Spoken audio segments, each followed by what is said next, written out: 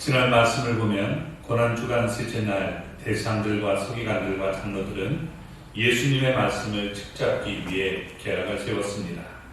먼저 바리새인들은 예수님에게 보내고 다음은 사두개인들이 나서고 마지막에는 서기관들이 예수님을 공략하기로 했습니다. 먼저 바리새인들이 나와서 정치적으로 민감한 질문을 예수님께 던졌습니다. 가이사에게 세금을 바치는 것이 옳으니까 옳지 않으니까? 예수님의 대답은 가이사의 것은 가이사에게, 하나님의 것은 하나님께 바치라고 했습니다. 그들은 예수님의 말씀에 찔림을 받았습니다.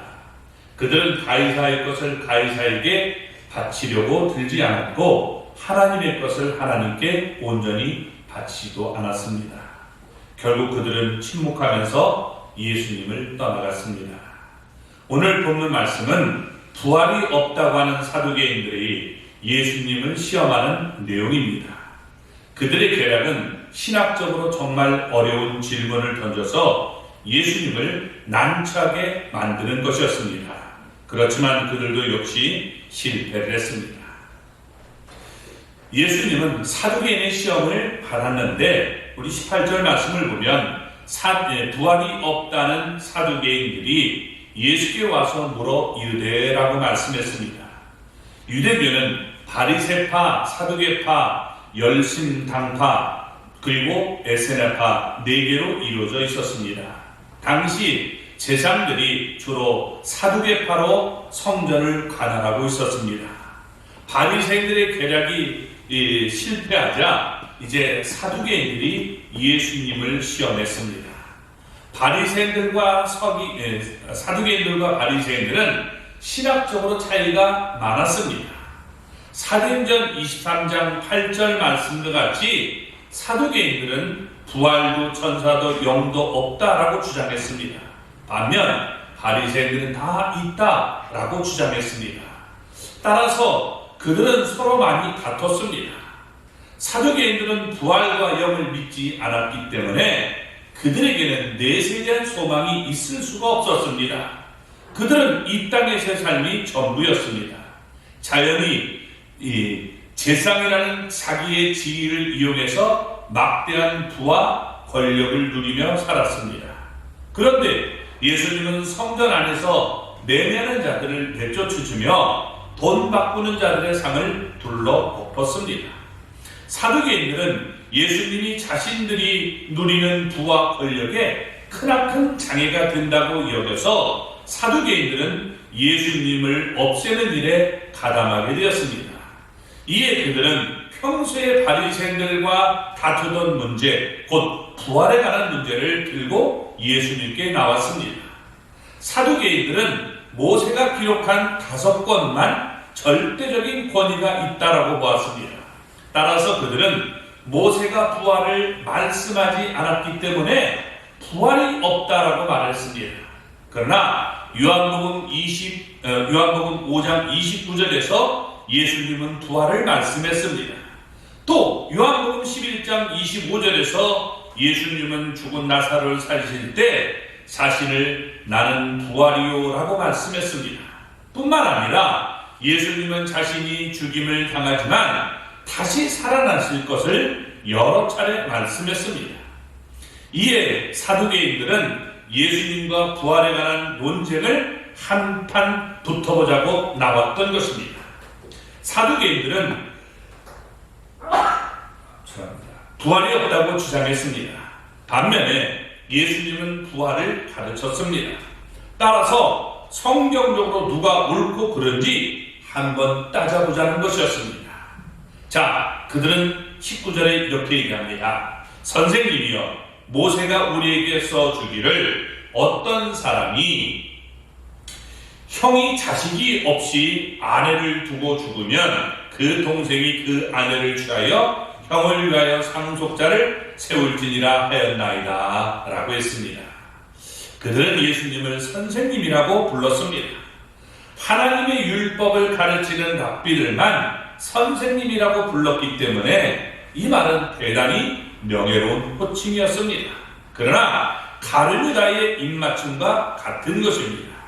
그들은 사람들 앞에서 예수님이 자기들보다 율법을 모른다는 점을 부각시키려고 했던 것입니다. 그러니까 그들은 무리에게 예수님은 하나님의 율법을 가르치는 선생님이 될 자격이 없다는 것을 보여주려고 쇼를 한 것입니다. 이것이 그들의 속셈이었던 것입니다. 곧 이어 그들은 모세의 책들 중에서 신명기 25장 5절의 말씀을 인용했습니다. 하나님은 이스라엘 자손이 12지파를 유지하기 바랐습니다.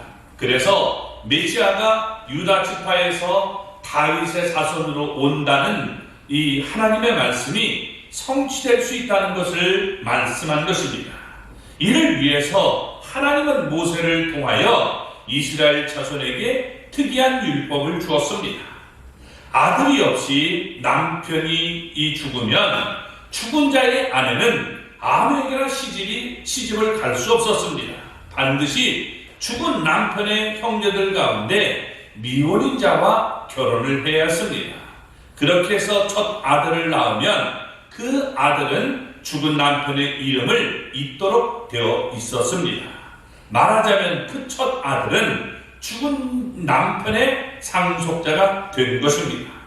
그런 후에 계속해서 둘째, 셋째 아들을 낳으면 그제야 그 아들은 현재 남편의 상속자가 되었습니다. 창세기 38장을 보면 야곱의 아들 유다 집안의 이야기가 나옵니다.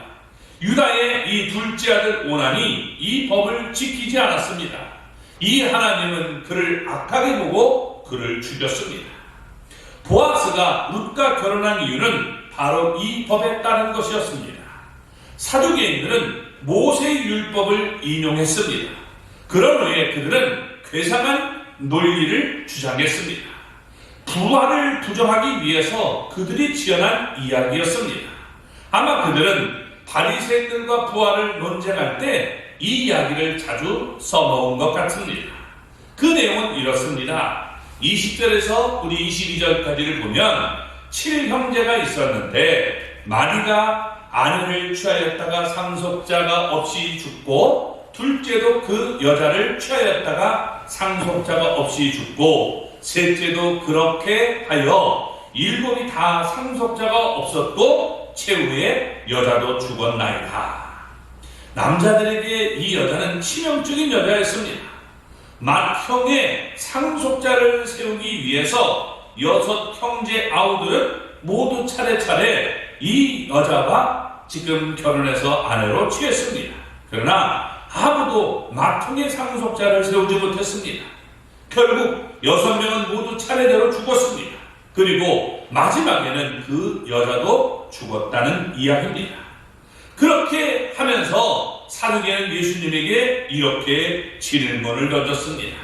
23절의 내용인데 7사람이 다 그의 아내를 취하였으니 부활 때 곧 그들이 살아날 때에 그 중에 누구의 아내가 되리까? 라고 질문했습니다.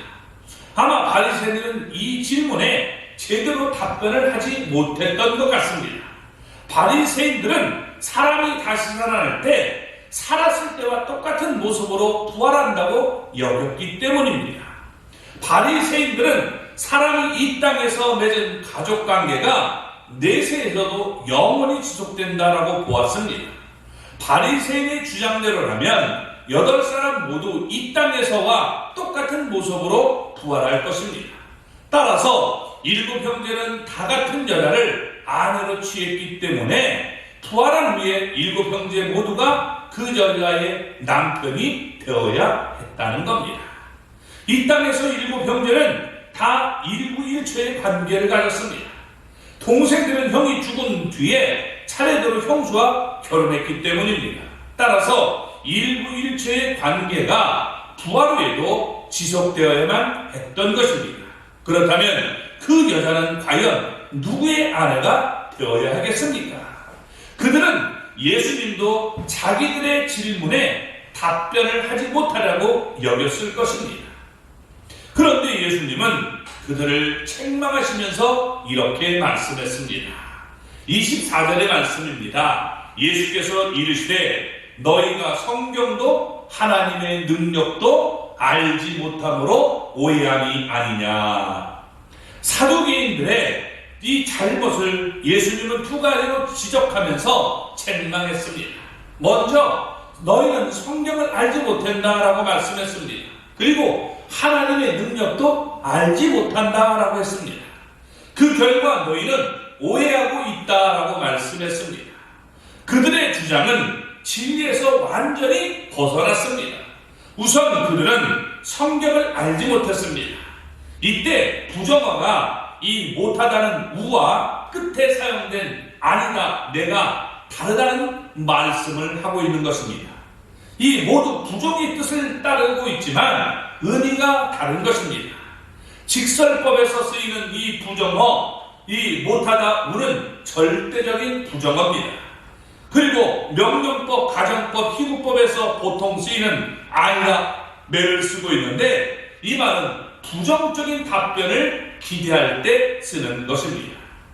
그러니까 성경을 알지 못했다, 하나님의 능력도 알지 못했다 라고 할 때 여러분 지금 얘기하고 있는 겁니다.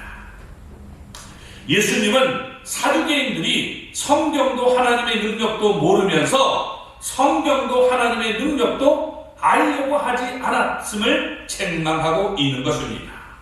오해했다는 이 부정적인 답을 말하도록 매라는 단어를 썼다는 겁니다. 그러니까 매를 쓰면 우리는 알지 못했습니다, 이렇게 답변할 수밖에 없는 것입니다. 만일 그들이 성경과 하나님의 능력을 알았다면 그들은 하나님이 죽은 자의 부활을 말씀했다는 사실을 깨닫게 되었을 것입니다. 그러니까 죽은 자의 부활을 오해했다라고 말했고 그들의 오해했다는 대답이 나오기 위해서 이렇게 예수님은 질문하신 것입니다. 우리는 성경을 금, 곧 많은 순금보다 더 사모하며 꿀과 송이꿀보다 더 달게 여겨야 합니다. 왜냐하면 성경 안에 무궁무진한 보화가 들어있기 때문입니다. 보화를 캐내는 심정으로 하나님의 말씀인 성경을 주야로 묵상하는 우리 모두가 되기를 바랍니다. 예수님은 사두개인들이 하나님의 능력도 알지 못한다라고 책망했습니다. 하나님의 능력은 성경에 분명히 게시되어 있습니다. 모세가 기록한 창세기 1장과 2장을 보면 천지 만물을 창조한 하나님의 능력이 분명하게 나타나 있습니다. 하나님은 여세 동안에 천지와 만물을 창조하셨습니다. 하나님은 거대한 우주도 창조했습니다. 눈에 보이지 않는 미생물도 창조했습니다. 이 모든 것을 말씀으로 창조했습니다. 하나님은 무에서 유를 창조했습니다. 이렇듯 하나님의 능력은 공허를 충만으로 혼돈을 질서로 바꿨습니다. 그러니 하나님은 죽은 자를 다시 살리실 때 어찌 하나님이 죽은 자의 이 가족관계를 무질서하게 내버려 두겠습니까? 사두개인들은 하나님의 무한한 능력을 제대로 알지 못했습니다. 성경을 알아야 합니다. 그래야 하나님의 능력을 우리가 알 수 있습니다. 성경을 알고 하나님의 능력을 알고 하나님을 의지할 수 있는 우리 모두가 되기를 바랍니다. 전능하신 하나님, 무한하신 능력의 하나님을 우리가 날마다 체험하며 우리가 살아가는 그런 사람들이 우리가 될 수 있기를 바랍니다.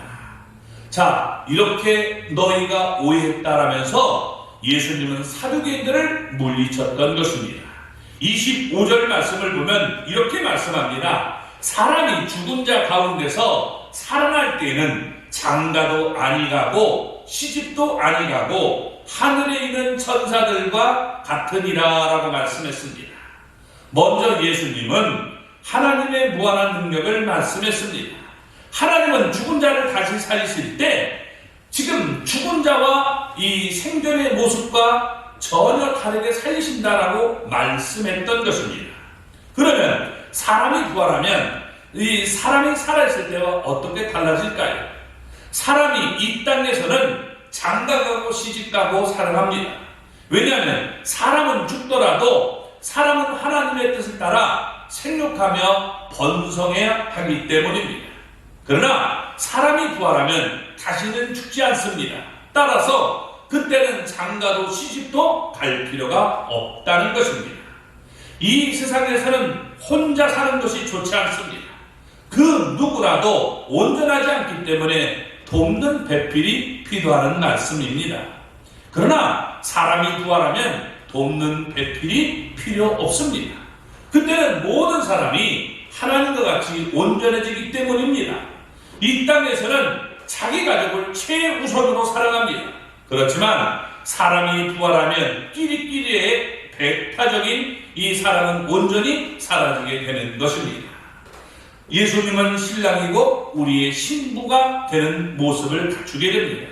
그래서 우리 모두 신랑 되는 예수님과 함께 똑같이 온전한 사랑을 하며 살아가게 되는 것입니다.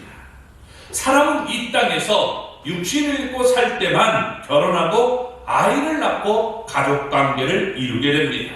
그러나 사람이 죽은 자 가운데 다시 살아날 때는 그런 것이 다 사라진다라고 말씀하고 있습니다.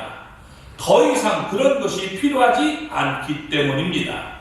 예수님은 사람이 죽은 자 가운데 살아날 때 하늘에 있는 천사들과 같아진다라고 말씀했습니다. 사두개인들은 부활도 천사도 영도 없다라고 주장했습니다. 그러나 예수님은 여기서 부활도 천사도 영도 있다는 사실을 분명하게 말씀했습니다. 바리새인들 사람이 부활할 때 생전의 모습대로 다시 살아난다고 여겼습니다. 그러나 예수님은 사람이 부활할 때 하늘에 있는 천사들과 같아진다라고 말씀했습니다. 사람이 죽어서 천사가 되는 것이 아니라 다시 살아날 때는 천사처럼 된다는 말입니다. 천사는 영원히 살기 때문에 그 수가 줄지 않습니다. 아울러 천사의 수는 늘지도 않습니다. 천사들은 결혼하지 않기 때문입니다. 마찬가지로 우리가 부활하면 우리는 천사들처럼 영적인 존재가 되어서 죽지 않고 영원히 사는 존재가 되는 것입니다.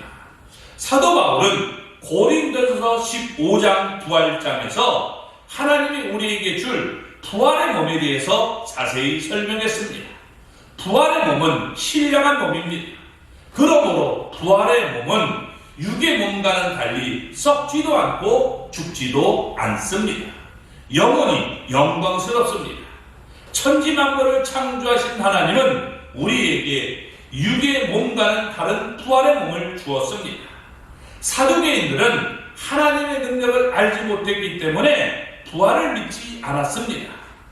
26절 말씀을 보겠습니다. 죽은 자가 살아난다는 것을 말할진대 너희가 모세의 책 중 가시나무 떨기에 관한 글에 하나님께서 모세에게 이르시되 나는 아브라함의 하나님이요 이삭의 하나님이요 야곱의 하나님이라 하신 말씀을 읽어보지 못하였느냐라고 했습니다. 예수님은 사두개인들이 성경을 알지 못함을 지적했습니다. 이들은 모세가 쓴 5권의 책만 절대적인 권위가 있다라고 봤습니다.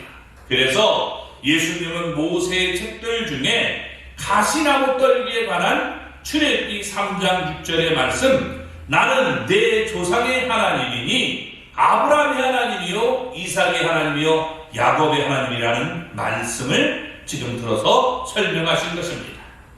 사람 편에서 보면 아브라함과 이삭과 야곱은 모세보다 이미 오래전에 죽었습니다.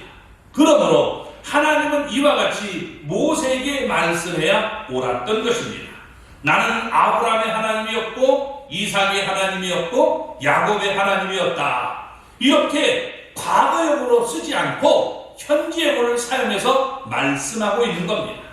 아브라함과 이삭과 야곱은 살아서 여전히 존재하고 있다는 말입니다. 물론 그들의 몸은 죽었습니다. 그러나 그들의 죽은 몸은 부활의 몸으로 다시 살아날 것입니다. 실제로 며칠 후면 예수님은 죽은 자들 가운데서 다시 살아나 잠자는 자들의 첫 열매가 될 것입니다. 그래서 예수님은 부활이 있음을 친히 보여줄 것입니다.